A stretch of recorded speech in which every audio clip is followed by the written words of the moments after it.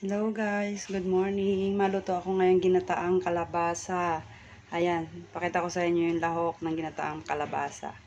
Ayan, ito yung ginataang kalabasa na may halong malunggay. Ito yung gata, ito yung tuna na isda na prito.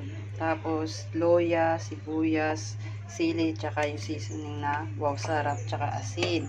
Ang una mong gagawin, itong gatang ito ay ilalagay mo dito sa kawali, lagay mo yung mga ricado. 'Di ba? Ayan o. Yung loya, sibuyas, lalagay mo siya. Tapos kukutawin mo muna. Pag nagkulo na siya, lalagay mo yung isda.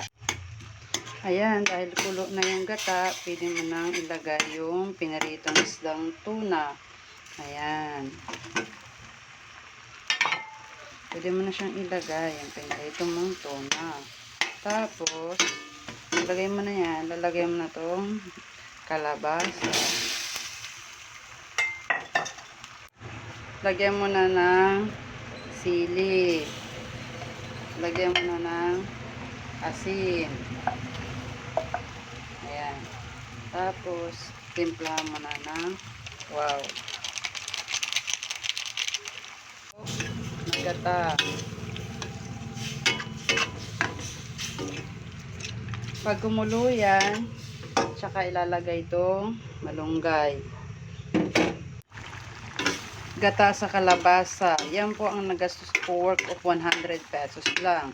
20 kalabasa, 10 piso na malunggay, 10 na sili, 2 piraso, 5 isa, tapos gata. Yan. 20 pesos na gata. Ayan. Pag kumulo na yan at okay na, lambot na yung kalabasa, pwede mo nang ilagay ang malunggay.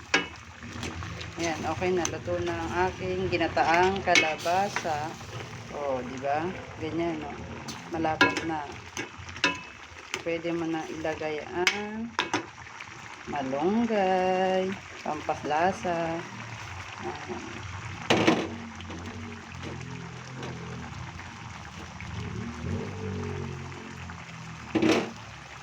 Ayan po.